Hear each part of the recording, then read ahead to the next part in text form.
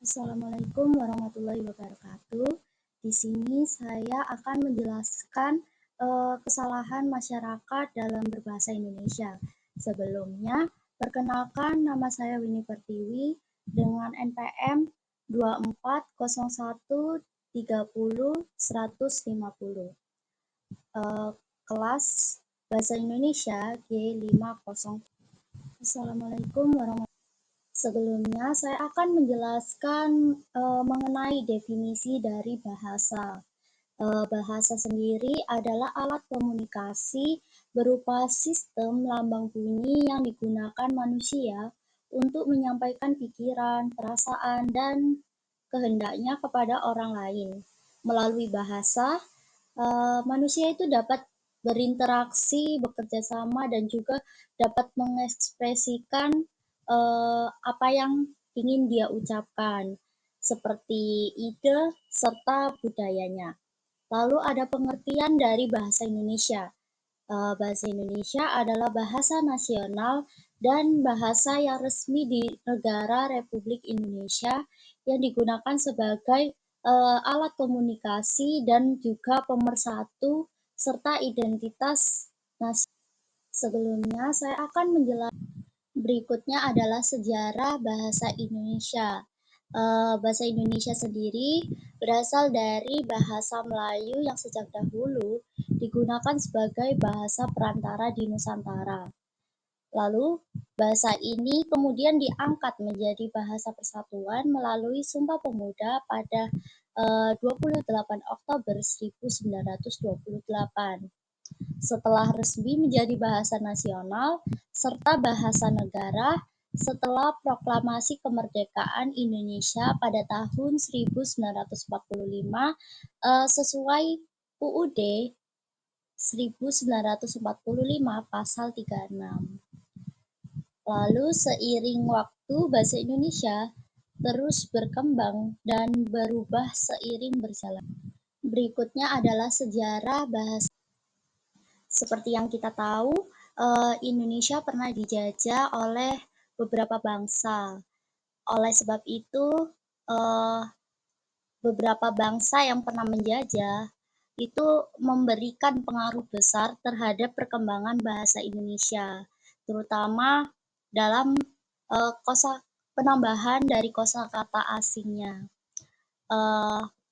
Beberapa negara yang pernah menjajah Indonesia itu diantaranya Portugis pada abad ke-16. Portugis itu pernah datang untuk berdagang dan menyebarkan agama. Banyak kata Portugis yang diserap ke dalam bahasa Indonesia.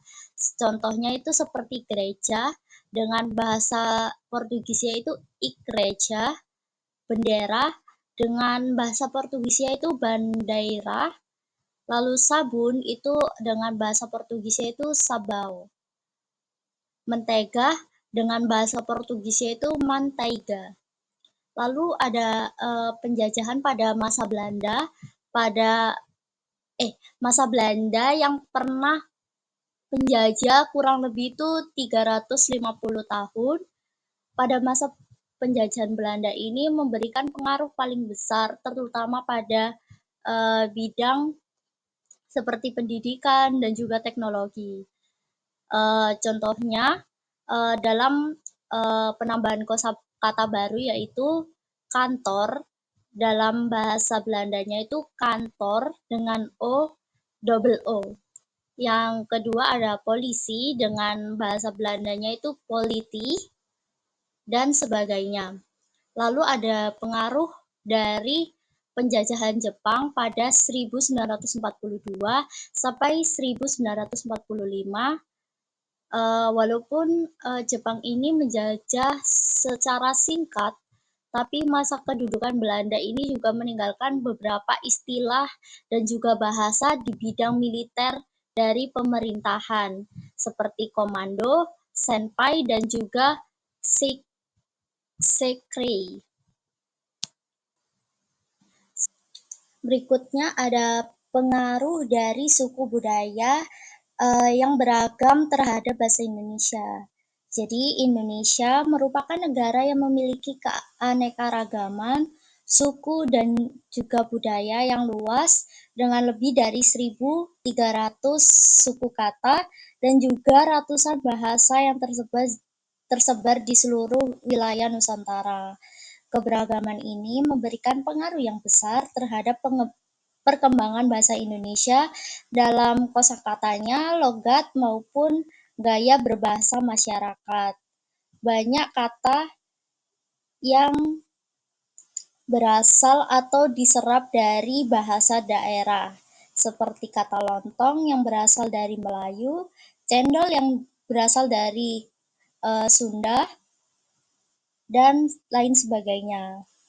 Selain memperkaya kosakata, keberagaman suku juga melahirkan berbagai ragam logat atau dialek lokal dalam penggunaan bahasa Indonesia, seperti orang Jawa yang cenderung berbicara dengan nada lembut, lalu orang Batak dengan intonasi tegas, dan juga orang Betawi dengan gaya bahasa yang khas. Berikutnya, dari penjelasan sebelum-sebelumnya, terdapat penambahan kosakata baru dalam bahasa Indonesia yang dapat menyebabkan kesalahan dalam berbahasa Indonesia tentunya. Berikut saya akan menjelaskan mengenai kesalahan dalam berbahasa Indonesia. Yang pertama, ada pengaruh latar belakang dan juga kebiasaan. Salah satu penyebab utama kesalahan dalam berbahasa Indonesia adalah pengaruh bahasa daerah dan kebiasaan sehari-hari. Karena Indonesia ini memiliki banyak suku dan juga bahasa daerah, banyak orang yang terbiasa menggunakan struktur atau logat daerah saat berbicara dalam bahasa Indonesia. Akibatnya, sering terjadi campur bahasa atau penggunaan kalimat yang tidak sesuai dengan kaidah baku yang sudah tertulis dalam KBBI. Dari berikutnya, terjadi kesalahan dalam berbahasa Indonesia itu karena kurang pemahaman dan juga kesadaran dalam berbahasa. Kesalahan berbahasa juga disebabkan oleh kurangnya pemahaman terhadap tata bahasa dan ejaan Indonesia yang benar. Banyak orang yang belum terbiasa menggunakan bahasa baku dalam menulis ataupun berbicara, terutama pada media sosial, sehingga bentuk yang salah sering dianggap benar. Rendahnya kesadaran masyarakat untuk menjaga bahasa Indonesia sebagai bahasa resmi dan juga pemersatu bangsa yang menjadi penyebab utamanya. Banyak yang lebih memilih gaya bahasa gaul atau tidak baku karena dianggap lebih modern. Berikutnya ada bentuk dari kesalahan bahasa Indonesia. Yang pertama ada kesalahan dalam bahasa lisan. Bahasa lisan sendiri merupakan bahasa yang diucapkan. Dalam kesalahan bahasa lisan biasanya itu disebabkan oleh kebiasaan bicara yang tidak mengikuti tata bahasa baku atau karena pengaruh logat daerah. Contohnya, yang pertama ada penggunaan kata tidak baku. Contohnya yaitu, gue nggak tahu deh, seharusnya itu saya tidak tahu. Lalu ada pencampuran bahasa, contohnya itu seperti, aku udah meeting tadi pagi, yang seharusnya itu saya sudah rapat tadi pagi. Lalu yang ketiga ada logat atau pengucapan yang tidak jelas, seperti mengucapkan kata secara tidak lengkap, misalnya enggak, yang seharusnya itu tidak, udah, yang seharusnya itu sudah. Lalu yang keempat ada kalimat yang tidak efektif. Contohnya itu seperti, dia itu orangnya baik banget deh. Seharusnya dia orangnya sangat baik, seperti itu. Berikutnya ada bentuk dari kesalahan. Berikutnya terdapat kesalahan dalam penulisan. Terdapat 3 kesalahan, yaitu kesalahan ringan, kesalahan sedang, dan juga kesalahan yang berat. Yang pertama, kesalahan ringan. Kesalahan ringan ini biasanya tidak makna kalimat secara keseluruhan, tetapi tetap saja tidak sesuai dengan kaidah dalam berbahasa Indonesia.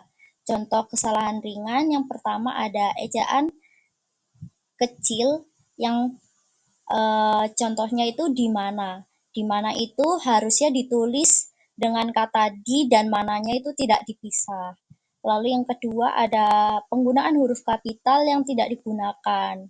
Seperti saya tinggal di Jakarta, yang seharusnya itu saya dengan huruf kapital di awal kalimat. Yang berarti sayanya dengan S-nya itu yang besar. Kalimat kapital saya.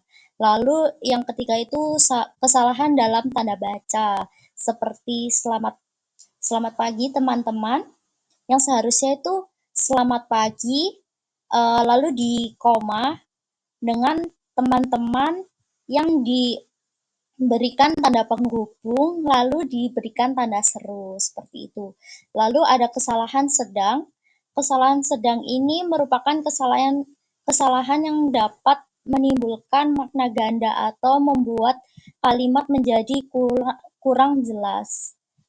Contohnya, karena hujan deras kami tidak pergi, maka kami tidak pergi. Yang seharusnya karena hujan deras, lalu di koma, kami tidak pergi, tidak menggunakan kata tambahan maka. Lalu yang kedua, saya ingin beli makanan yang enak di warung itu yang ramai. Yang seharusnya itu tidak menggunakan kalimat yang seperti itu, yaitu saya ingin membeli makanan enak di warung yang ramai itu. Berikutnya ada kesalahan berat. Kesalahan berat ini adalah kesalahan yang menyebabkan makna dari kalimat ini dapat berubah, rancu, dan sulit untuk dipahami. Contoh kesalahan berat yaitu saya makan ibu di dapur, yang seharusnya saya makan bersama ibu di dapur. Lalu yang kedua, rumah saya lihat besar sekali, jalannya lebar, yang seharusnya rumah besar sekali dan jalannya lebar. Lalu yang ketiga ada kamu tidak saya ikut ke pasar, yang seharusnya kamu mau ikut saya ke pasar atau tidak, seperti itu. Dari kesalahan tersebut dapat menimbulkan ketidakpahaman atau kesalahpahaman kepada lawan bicara. Lalu bagaimana cara mengatasi masalahnya? Yang pertama ada mempelajari kaidah bahasa Indonesia melalui PUIBI dan juga KBBI. Lalu yang kedua ada membiasakan diri menggunakan bahasa baku dalam tulisan dan juga percakapan atau lisan. Lalu ada yang ketiga ada menyunting atau memeriksa ulang tulisan sebelum dikirim atau dipublikasikan. Lalu yang ketiga, menghindari bahasa campuran seperti bahasa daerah dan juga bahasa asing yang jika tidak diperlukan. Lalu memperbanyak membaca buku, artikel, dan juga teks resmi berbahasa yang baik dan juga benar. Dari kesalahan. Sekian penjelasan singkat dari saya. Terima kasih banyak. Apabila ada kesalahan kata, maka saya akan minta maaf. Wassalamualaikum warahmatullahi wabarakatuh. Sekian.